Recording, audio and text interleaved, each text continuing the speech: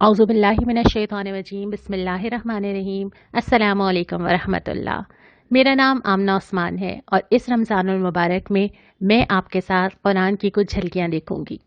मैंने झलकियों का लफ्ज़ इसलिए इस्तेमाल किया कि इतने थोड़े से वक्त में हम यकीनन तफसीर या तफसील से नहीं पढ़ सकेंगे, लेकिन इन झलकियों का मकसद ये है कि हम सब के अंदर ये शौक़ पैदा हो कि हम कुरान को मज़ीद समझने की तलब महसूस करें।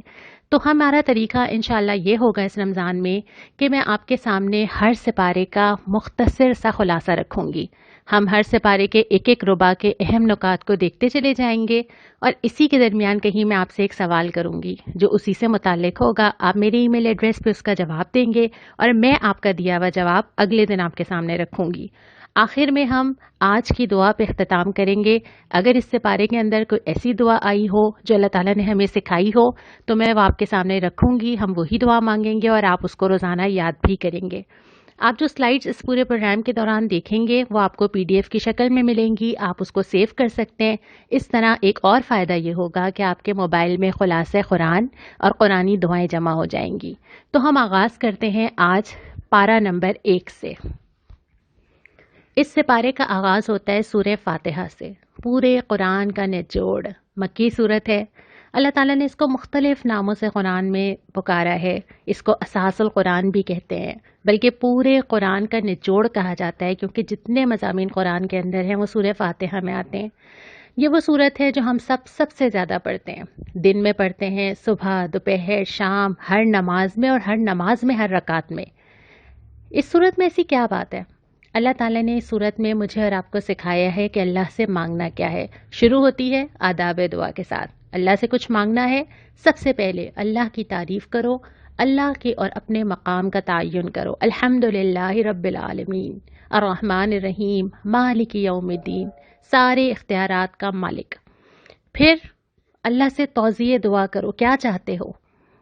उसके बाद इस्तिहक़ाक़ दुआ कि अल्लाह के सामने बयान करो कि ए अल्लाह, तेरे सिवा कोई और है नहीं जो मुझे दे सकता है, सिर्फ तुझसे मांगते हैं। और आखिर में असल दुआ सिखाई कि अल्लाह से मांगो कि मुझे सिराते मुस्तकीम दे दीजिए, मुझे सीधा रास्ता चाहिए। और ये ऐसी ज़रूरत है जो कि दिन में कई बार मांगने की ज़रूरत है। आप जानते हैं कि जिस दौर में मैं और आप हैं, फितने सुबह भी नए हैं और शाम में भी नए नए तरह के हालात, नई तरह की मुश्किलात, एक ऐसी सूरत हाल जो हम सब के इख्तियार से बाहर है। और इस सब के दरमियान शक का फितना, इस सब के दरमियान उन सारी चीज़ों का दर आना कि इंसान हैरान रह जाए कि राह हक कौन सी है। इसके दरमियान अल्लाह कहता है कि बार बार मांगो, इहदिना सिरातल मुस्तकीम, ए अल्लाह सीधा रास्ता दिखा दीजिए। और फिर जो शुरू होती है सूरह बकरा, तो पहली आयत ही है कि सीधा रास्ता चाहिए, ये लो आ गई अल्लाह की किताब।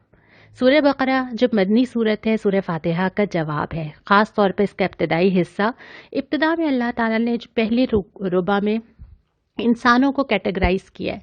3 तरह के इंसान हैं। एक वो हैं जो मुत्तकी हैं, जो आयत नंबर 1 ta 5 में ज़िक्र है। ये वो लोग हैं जो गैब पे ईमान रखते हैं, नमाज कायम करते हैं, अल्लाह की दी हुई हर चीज़ में से अल्लाह का हिस्सा निकालते हैं, आसमानी किताबों पे ईमान रखते हैं, आखिरत पे यकीन रखते हैं।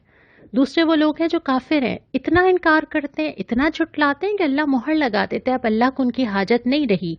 अल्लाह ने एक दफ़ा मौका दिया, 2 दफ़ा दिया और फिर अल्लाह ने उनकी आंखों कानों पे मुहर लगा दी। तीसरे वो लोग हैं जो मुनाफिक हैं, दो रंगी दिखाते हैं, साजिशें करते हैं, सामने कुछ और होते हैं, पीछे कुछ और हैं।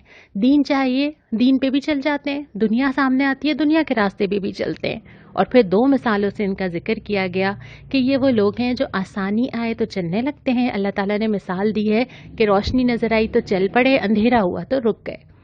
सामने नज़र आया कि कुछ रोशनी है तो चलने लगे, फ़ायदा नज़र आया। जहाँ मुश्किल आई, तारीकी लगी, वहाँ पे फ़ौरन कदम रोक लिए।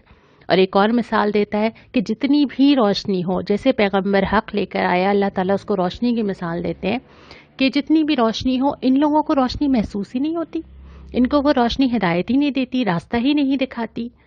और उसके बाद फिर अल्लाह ताला मुखातिब होकर कुछ सवाल उठाते हैं। कुरान पर शक करते हो, बना लो उसकी तरह की कोई सूरत अगर तुम्हें शक है तो। उसके बाद फरमाते हैं कि अहले ईमान के लिए तो बशारतें हैं।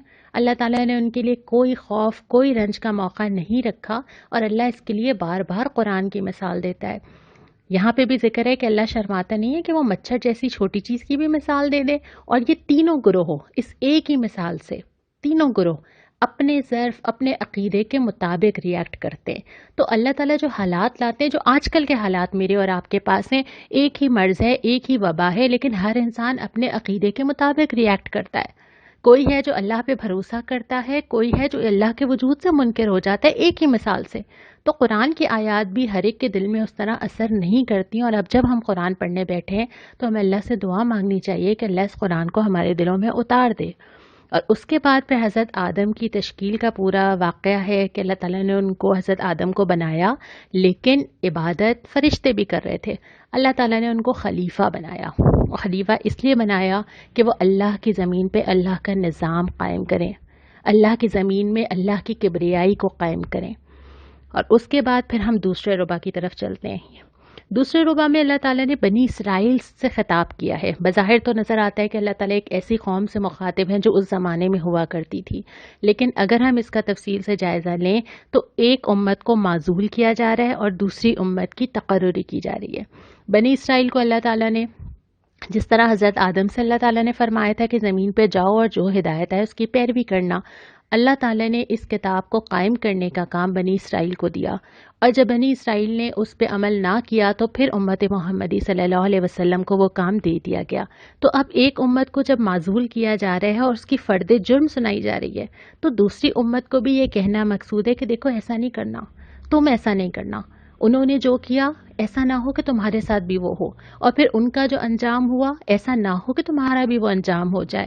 اور ایک طویل تقریر ہمیں نظر آتی ہے جس میں کئی بار، غالباً 10 سے 15 بار ایک لفظ آتا ہے، یاد کرو، یاد کرو تمہارے ساتھ کیا کیا ہوا۔ اللہ نے تمہیں موقع دیا، من و سلوہ دیا، تمہارے لیے بادل کیے، تمہیں ہر چیز کی آسانی دی، تم نے بار بار سرکشی کی، بار بار سرکشی کی۔ اور پھر ایک طویل تقریر ہے جس میں ایک ایک جرم کو گنوایا جاتا ہے کہ اللہ نے تمہیں ایک بار نہیں کئی بار موقع دیا، لیکن تم نے بار بار سرکشی کی۔ تو اس کے بعد پھر جو تیسرا ربع آتا ہے، پھر روئے سخن مڑتا ہے مسلمانوں کی طرف۔ اے مسلمانوں، یہ جو بنی اسرائیل نے بہت سارے سرکشی کی مثالیں قائم کی ہیں، اس کے بعد اللہ تمہاری طرف مڑ رہا ہے اور وہ کتاب اور وہ کام تمہیں دے رہا ہے۔ اور تمہیں دینے کے بعد اللہ تعالیٰ کیا فرماتا ہے؟ سب سے پہلے تو اپنی توقعات کسی اور سے نہ لگاؤ۔ یہ یہود ہوں، یہ نصارہ ہوں، یہ تم سے راضی نہیں ہوں گے جب تک تم ان کے راستے پہ نہ چلو، اور ان سے کوئی توقعات نہ لگاؤ۔ تمہیں لگتا ہے کہ اب بھی یہ تمہارے ساتھ چلیں گے، اب جو کام تمہیں دیا جا رہا ہے وہ تم نے ہی کرنا ہے۔ دوسری بات جو عقیدہ ٹھیک کیا گیا وہ یہ کہ آرزوؤں اور تمناؤں سے جنتیں نہیں ملا کرتی۔ میں چاہتی ہوں کہ میں جنت میں داخل ہو جاؤں، میں چاہتی ہوں کہ اللہ کے نبی میری سفارش کریں، میں چاہتی ہوں کہ مجھے جنت الفردوس اور اعلیٰ مقام ملے۔ کیسے؟ آرزوؤں سے نہیں ملے گا، یہ اللہ کی طے کی ہوئی بات ہے۔ اور یہاں پہ بھی یہی ہے کہ آرزوؤں سے اللہ تعالیٰ وہ جنتیں نہیں دیا کرتا جب تک کہ عمل نہ ہو۔ تو جو کرنے کے کام ہیں وہ آیت 84 میں بتائے گئے ہیں کہ 5 کام یا 6 کام جو اللہ تعالیٰ نے بنی اسرائیل کو دیے تھے وہ تم بھی کرو، ان کو بھی کرنے تھے، لیکن انہوں نے نہیں کیے۔ اور جو فرد جرم اللہ تعالیٰ نے ان کے اوپر عائد کی کہ تم نے کیا کیا کیا، وہ اس ربع میں ہمیں تفصیل کے ساتھ ملتی ہے، جس میں سے اہم چیزیں یہ ہیں کہ ظلم اور زیادتی کے خلاف آواز اٹھانے کے بجائے جتھے بندی کر لی، نسل پرستی میں پڑے رہے کہ اگر نبی ہماری قوم میں آئے گا تو ہم مانیں گے ورنہ نہیں مانیں گے، اپنے ہی بھائی بندوں کو قتل کیا، دنیا کی ایسی ہرس کہ بس دنیا حاصل ہو اور مزید ہوتی چلی جائے۔ اور اس کے ساتھ ساتھ یہ کہ اللہ کی کتاب کے کچھ حصے کو مانا اور کچھ حصے کو نہیں مانا۔ یہ کہہ دیا کہ جو ہمیں آسان لگے گا، جو ہمارے لیے فیزیبل ہوگا، جس کے لیے ہمیں کوئی مشکل نہ اٹھانی پڑے، وہاں تک تو ٹھیک ہے، نماز، روزہ، حج، انفرادی عبادت ٹھیک ہے، لیکن جو مشکل ہوگا وہ ہم نہیں مانیں گے۔ اور اس کے بعد یہ کہ آخرت کو دنیا کے بدلے بیچ دیا، یعنی کہ اللہ تعالیٰ نے کہا تھا کہ آخرت کماؤ، تم نے چھوٹے چھوٹے فائدوں کے لیے آخرت کو اپنے ہاتھ سے جانے دیا اور دنیا کما لی۔ اس کے ساتھ ساتھ پھر جادوگری، شارٹ کٹس، جن چیزوں سے اللہ تعالیٰ نے منع کیا تھا اس میں پڑ گئے۔ پھر اس کے بعد اللہ تعالیٰ کے احکام کو بدل ہی ڈالا، اللہ نے جو کہا تھا اس کو چھپا دیا، لفظ بدل ڈالے، اس کی تشریح کچھ اور طرح کر لی، اپنے مطلب کے لیے الفاظ میں رد و بدل کر لیا، رسول کی مخالفت کی۔ رسول سے محبت تو کی ہے، یعنی رسول کے نام پہ شاید آنکھوں کو بھی چوما ہے، لیکن جس کام کے لیے رسول آیا تھا اس کو پس پش ڈال دیا. جس چیز کے لیے رسول نے اپنی پوری زندگی کھلائی تھی اس کو کہیں اہمیت نہ دی، اور پھر اپنی خواہش نفس کی پیروی میں پڑ گئے. جو میرا دل چاہتا ہے، جو میں کرنا چاہتی ہوں، جو مجھے پسند ہے، جو مجھے چاہیے، جہاں مجھے وقت لگانا ہے، اپنی خواہش نفس کو خدا بنا کر کھڑا کر دیا. اور پھر آخر میں جو چوتھا ربع ہے اس میں اللہ تعالیٰ نے اس پورے پارے میں جو کچھ پڑھایا گیا اس کا خلاصہ دیا ہے کہ دیکھو، جو بھلائی بھیجو گے اللہ کیا موجود پاؤ گے، جو دو گے وہی واپس ملے گا. اور پھر اگر اجر چاہتے ہو اللہ کے پاس تو خود کو اللہ کی اطاعت میں سونپ دو اور احسان کا رویہ اختیار کرو. یہ دو چیزیں جس انسان کے اندر ہو اس کے خیر سے پورا زمانہ، پوری نسل، پورا معاشرہ مستفید ہوتا ہے. وہ اللہ کو راضی کرنا چاہتا ہے، وہ لوگوں کو راضی کرنا نہیں چاہتا. وہ احسان کا رویہ اختیار کرتا ہے، اپنے حق سے زیادہ دیتا ہے، دوسروں کے حق سے کم پہ راضی ہو جاتا ہے. وہ لوگوں کو خیر ہی خیر دیتا ہے.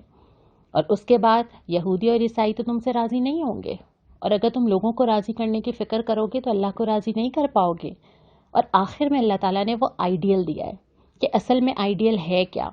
حضرت ابراہیم علیہ السلام پوری زندگی اہل و عیال سمیت قربانی اللہ کے لیے حنیفیت کے ساتھ، یکسوئی کے ساتھ کعبے کی عمارت اٹھاتے ہیں، دعا مانگتے ہیں اپنے اہل و عیال کے لیے، اپنی نسلوں کے لیے، لوگوں کی خیر خواہی کے لیے، رسول کے لیے، ہدایت کے لیے. اور یہی میرے اور آپ کے لیے آئیڈیل ہے کہ مطلوب یہ ہے، پھر جا کے انسان اللہ تعالیٰ کا وہ دوست بنتا ہے جو وہ بننا چاہتا ہے. اور جو اس سپارے کو ختم کیا ہے وہ اس بات پہ اللہ کا رنگ اختیار کرو، کیونکہ یہی وہ رنگ ہے جو مطلوب ہے اٹھنے میں، بیٹھنے میں، چلنے میں، پسند میں. جو لوگ گزر گئے ان کا طرز عمل تو ان کے لیے ہے، لیکن تمہارا طرز عمل تمہارے کام آئے گا. آج کا سوال یہی ہے جو میں نے آپ سے درمیان میں ذکر کیا کہ بنی اسرائیل سے اللہ تعالیٰ نے کن کاموں کا عہد لیا تھا، اور وہ ظاہر ہے وہ عہد ہم سے بھی امت مسلمہ کے طور پہ لیا گیا ہے. یہ خالی سلائیڈ ہے، میں چاہوں گی کہ اس کو آپ کی مدد سے بھروں. آپ مجھے بھیجئے، کل ہم انشاءاللہ تعالیٰ دیکھیں گے کہ اس کا جواب کیا ہے. آج کی دعا اسی سپارے کی ایک آیت نمبر 32. سبحانک لا علم لنا الا ما علمتنا انک انت العلیم الحکیم. اے اللہ، نقص پاک تو آپ ہی کی ذات ہے، ہم تو اتنا ہی علم رکھتے ہیں جتنا آپ نے ہم کو دے دیا. حقیقت میں سب کچھ جاننے اور سمجھنے والا آپ کے سوا کوئی نہیں. یہ دعا مانگنا ہم سب کی ضرورت ہے حصول علم کے لیے. آج ہم یہ دعا مانگیں، انشاءاللہ کل ہم پارہ نمبر 2 کا آغاز کریں گے. وآخر دعوانا ان الحمدللہ رب العالمین.